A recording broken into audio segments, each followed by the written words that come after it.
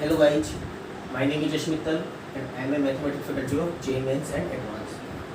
आज हम स्टार्ट करेंगे angle between two lines. Okay, class 11th का स्ट्रेट लाइन का एक चैप्टर है, एक टॉपिक है. तो चलिए स्टार्ट करते हैं. Angle between two lines, it means two straight line. Okay, तो एक कार्टेशियन प्लेन हम यहाँ पे लेते हैं, that is X axis and Y axis.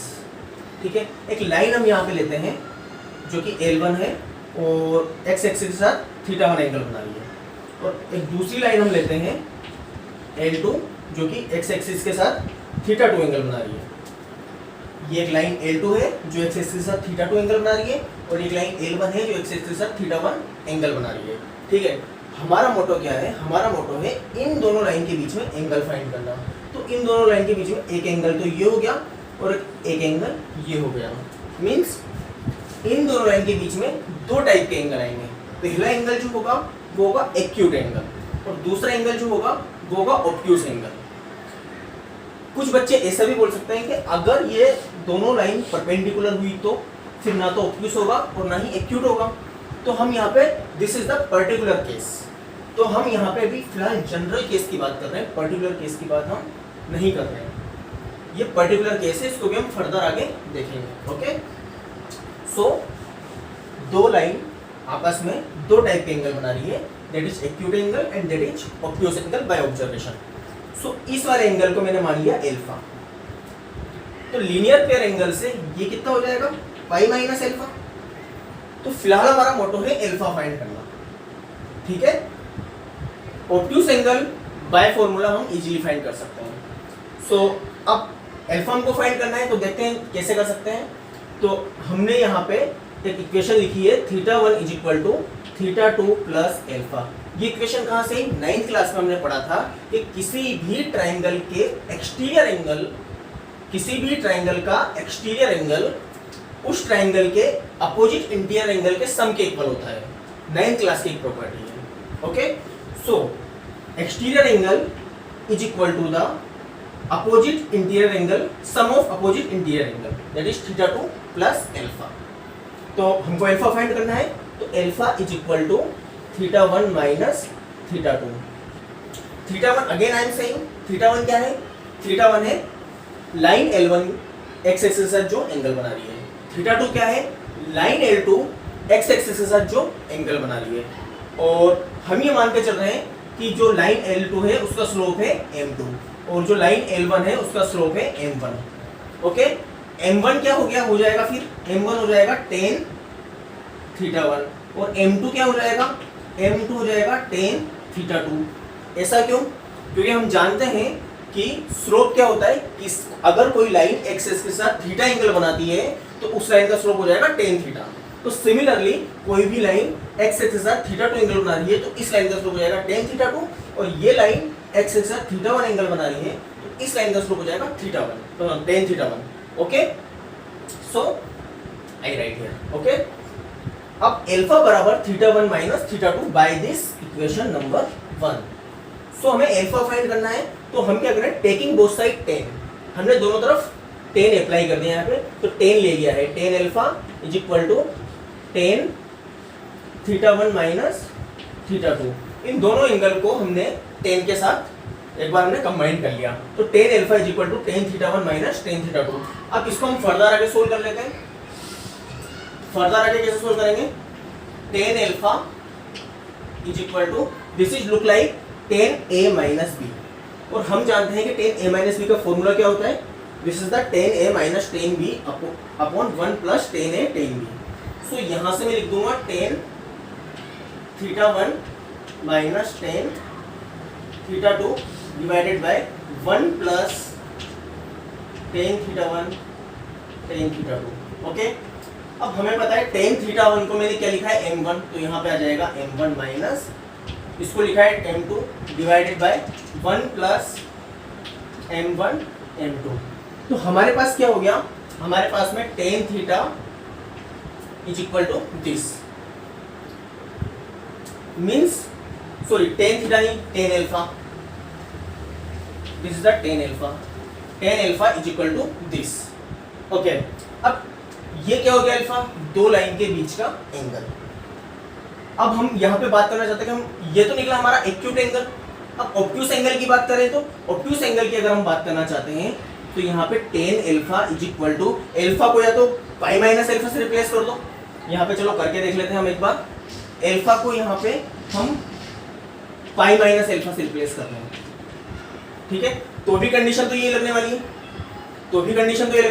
तो यहाँ पे tan पाई माइनस अल्फा क्या हो जाएगा, this is the minus tan alpha, और tan अल्फा की वैल्यू तो हमारे पास ये रही, एक बार पॉजिटिव आ जाएगा और एक बार नेगेटिव आ जाएगा, मींस एक्यूट एंगल की बात करेंगे हम तो एक्यूट एंगल की हम अगर बात करेंगे तो एक्यूट एंगल पॉजिटिव आ जाएगा और ऑब्ट्यूस एंगल में tan की वैल्यू नेगेटिव आ जाएगी।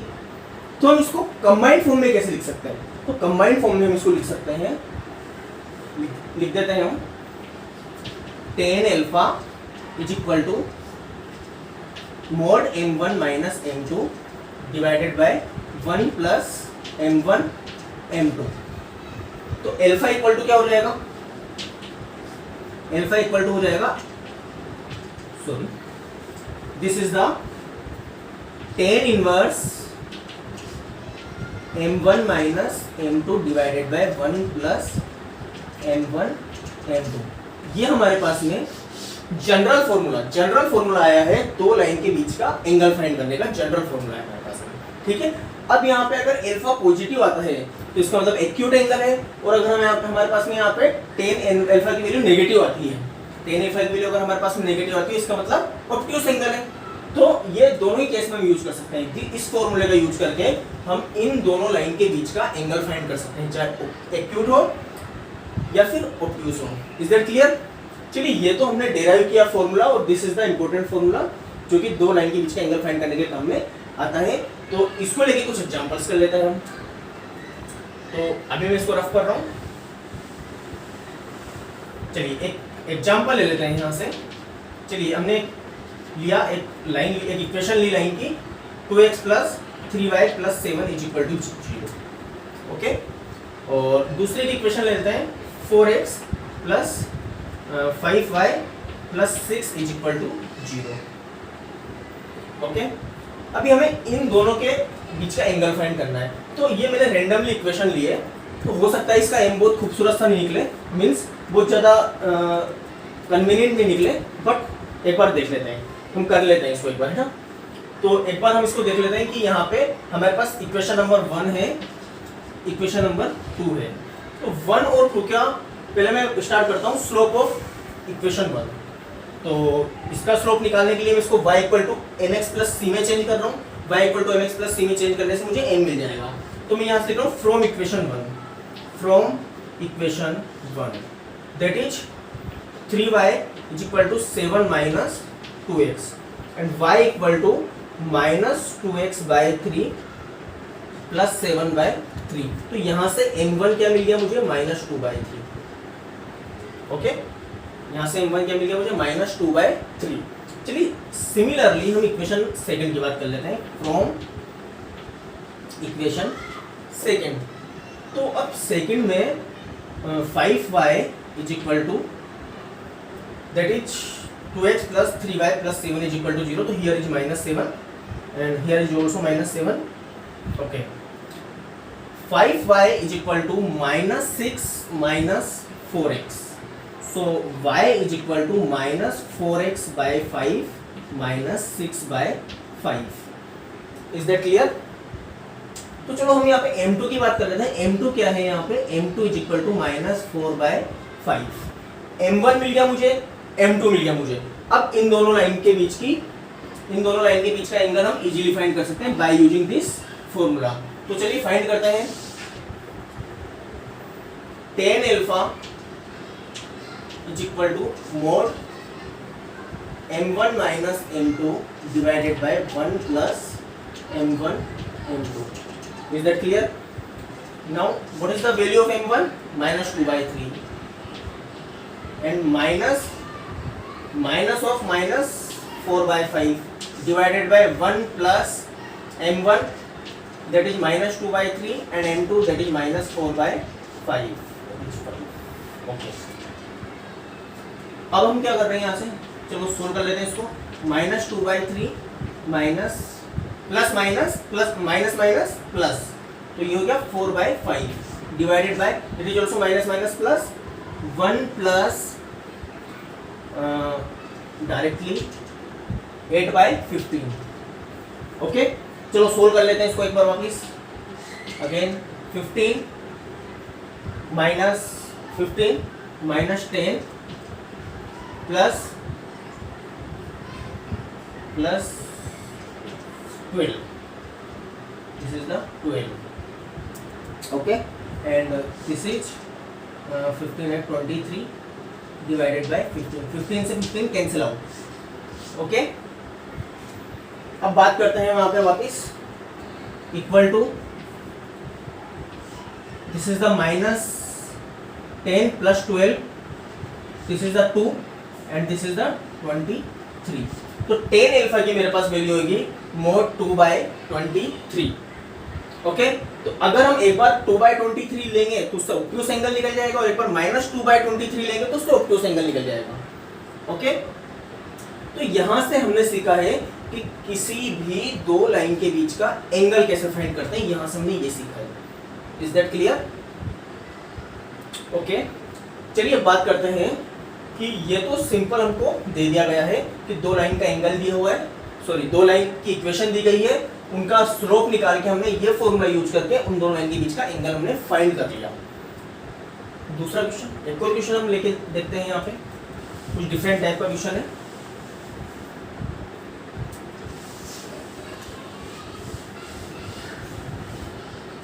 एक क्वेश्चन है,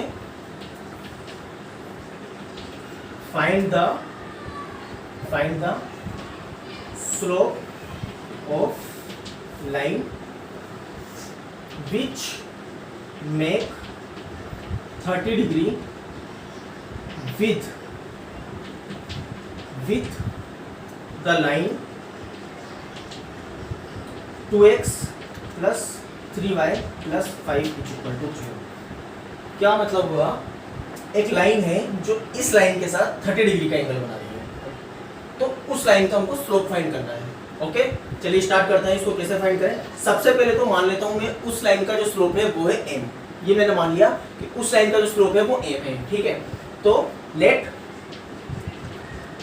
slope of required line, sorry slope of line is m, okay. अब बात करते हैं कि इसका हमने स्लोप m मान लिया, और जो गिवन इक्वेशन है, from given equation 3y is equal to -5 minus 2x, तो y is equal to -2/3x minus 5/3। तो यहां से इसका m क्या मिल गया, इसको मैं m डैश नाम दे देता हूं। m डैश क्या मिल गया मुझे, -2/3, ओके। और ये हमको दिया गया है कि जो रिक्वायर्ड लाइन मींस जो लाइन इस इक्वेशन के साथ 30 डिग्री का एंगल बना रही है, उसका स्लोप m है, और जो गिवन लाइन है उसका स्लोप m डैश है। तो हम यूजिंग द फॉर्मूला इसको हम फाइंड कर सकते हैं by using the formula tan alpha is equal to mod m1 minus m2 divided by 1 plus m1 m2, okay. tan alpha की जगह पे यहाँ पे क्या है, थीटा। अल्फा की जगह थीटा क्यों लिया हमने, क्योंकि यहाँ पे अल्फा क्या होता है, दो लाइन के बीच का एंगल, और 30 डिग्री क्या है यहाँ पे, 30 डिग्री भी दो लाइन के बीच का एंगल है। कौन से दो लाइन, एक तो ये गिवन लाइन और एक अननोन लाइन जो इसके साथ 30 डिग्री का एंगल बना रही है। तो यहाँ से मैं लिख देता हूँ tan 30 इज इक्वल टू, अब m1 की जगह मैं ये ले लेता हूँ m वैल्यू जो मैंने मानी है, एज्यूम करिए, माइनस, और m2 की जगह ले लेता हूँ m डैश की value -2/3 divided by 1 plus m, जो कि m1 की वैल्यू है, और m डैश की जगह वैल्यू यहाँ रख देता हूँ -2/3, okay. Now what is the value of tan 30, that is 1/√3 is equal to m plus 2/3 divided by 1 minus 2m/3। 1/√3 is equal to 3m plus 2 divided by 3 minus 2m। Now अब अगर मैं mode हटाऊंगा तो plus minus दोनों आएगा यहाँ पे, क्योंकि जब भी मोड हटता है प्लस और माइनस दोनों के साथ वैल्यू रखी जाती है। तो 1/√3 इज इक्वल टू, सॉरी यहाँ पे प्लस माइनस में ले लेता हूँ, plus minus 3m plus 2 divided by 3 minus 2m। ठीक है, मैं स्पेस कम की वजह से यहाँ सोल्व कर रहा हूँ, बिकॉज बोर्ड का स्पेस हमारे पास कम है यहाँ पे। तो 1/√3 is equal to, taking first plus positive sign, okay, taking positive sign. तो यहाँ पे हम क्या कर रहे हैं, 1/√3 3m plus 2 divided by 3 minus 2m। Cross multiply कर देते हैं, 3 minus 2m is equal to 3√3m plus 2√3। Okay, अब हम बात कर लेते हैं यहाँ पे, थोड़ा इनको ट्रांसफर कर लेते हैं। m की वैल्यू राइट हैंड साइड में ट्रांसफर कर लेते हैं और कांस्टेंट वैल्यू को, m की वैल्यू लेफ्ट हैंड साइड में ट्रांसफर कर लेते हैं और कांस्टेंट वैल्यू को राइट हैंड साइड में ट्रांसफर कर लेते हैं एक बार। तो ये हो जाएगा हमारा minus 2m minus 3√3m is equal to 2√3 minus 3। Okay, तो अभी मैं बोर्ड के स्पेस की कमी की वजह से मेरे को ये वाला चीज रफ करना पड़ेगा।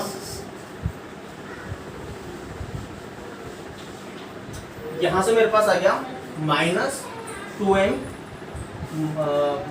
सॉरी यहाँ से मैं m कॉमन ले लेता हूँ, इस इक्वेशन के अंदर से मैं यहाँ से m कॉमन ले लेता हूँ, माइनस m ले लो चलो कॉमन यहाँ से।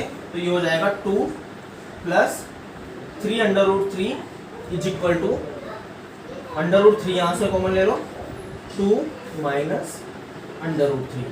Okay, minus m is equal to √3, 2 minus √3 divided by 2 plus 3√3 and m is equal to minus √3, 2 minus √3 divided by 2 plus 3√3। Okay, ये एक m की वैल्यू मेरे पास निकली है। ठीक है, देख लेते हैं ये एक्यूट एंगल है या ऑब्ट्यूज एंगल है, ये एक बार देख लेते हैं। ठीक है ना, मतलब ये जो m है, ये स्लोप है, वो एक्यूट है या ऑब्ट्यूज है। तो 2 माइनस √3 पॉजिटिव और 2 plus 3√3 positive, positive open positive positive और √3 ऑल्सो पॉजिटिव। सो ये वाली क्वांटिटी पॉजिटिव और मल्टीप्लाई विद नेगेटिव साइन, तो ये पूरी क्वांटिटी क्या हो गई, नेगेटिव। इसका मतलब स्लोप आ गया नेगेटिव। तो ये वाला जो स्लोप है हमारे पास में, वो है ऑब्ट्यूज एंगल का slope. Is that clear? Similarly जब हम माइनस का साइन लेंगे यहाँ पे, कहाँ, इस जगह पे जब हम माइनस का साइन लेंगे तो माइनस के साइन को यूज करके हमको m की दूसरी वैल्यू मिलेगी। तो बेसिकली 2 वैल्यू हमको m की मिलेगी। और ये 2 वैल्यू क्यों मिल रही है? क्योंकि जब हमने फॉर्मूला डेराइव किया था तभी हमने देखा था कि 2 टाइप के एंगल आएंगे, एक तो आएगा ऑब्ट्यूज एंगल और एक आएगा एक्यूट एंगल। तो हमेशा इस तरह के क्वेश्चन में m की 2 वैल्यू मिलेगी। Is that clear? तो सेकंड जो है माइनस साइन के साथ सोल्व करके हम सेकंड m की वैल्यू निकाल सकते हैं। चलिए देख लेते हैं एक बार सेकंड m की वैल्यू क्या आनी चाहिए, वो भी देख लेते हैं। मैं यहाँ से रफ कर रहा हूँ इसको और यहाँ पे लिख लेता हूँ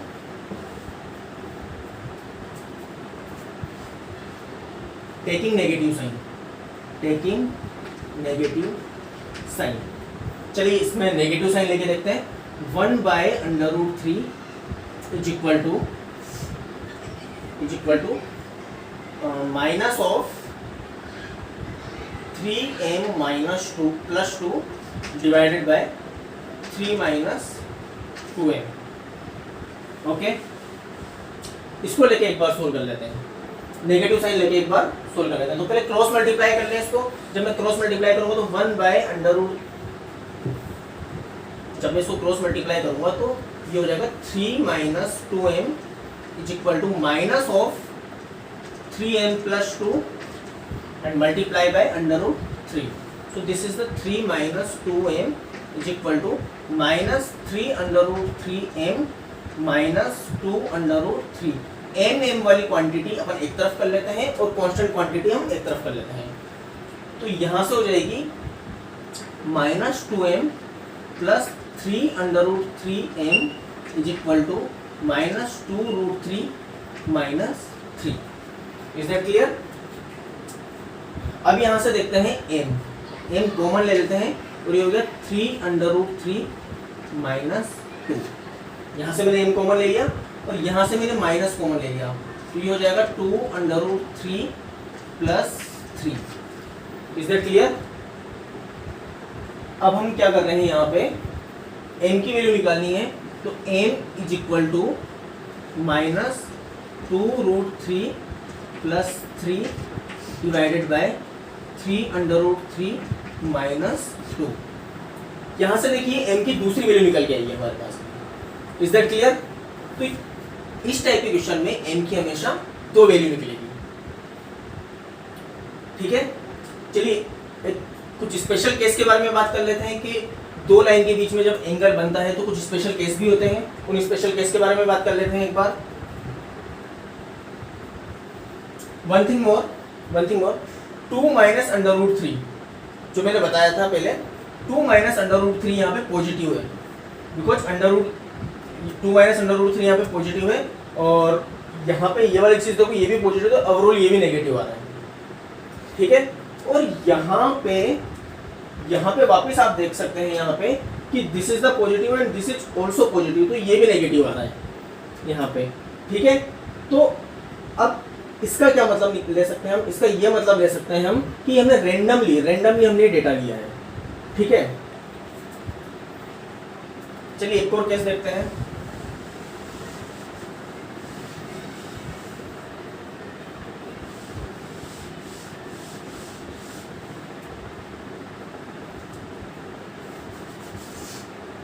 okay, case 1. If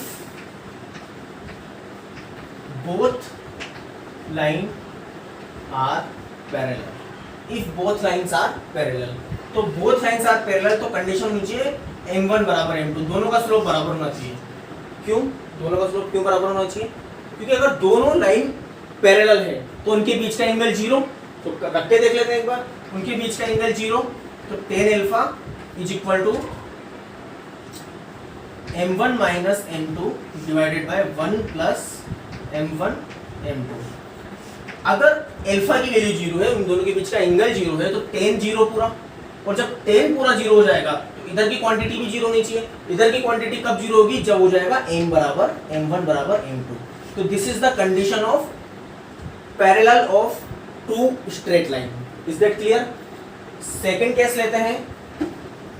case second case की हम बात करते हैं. इफ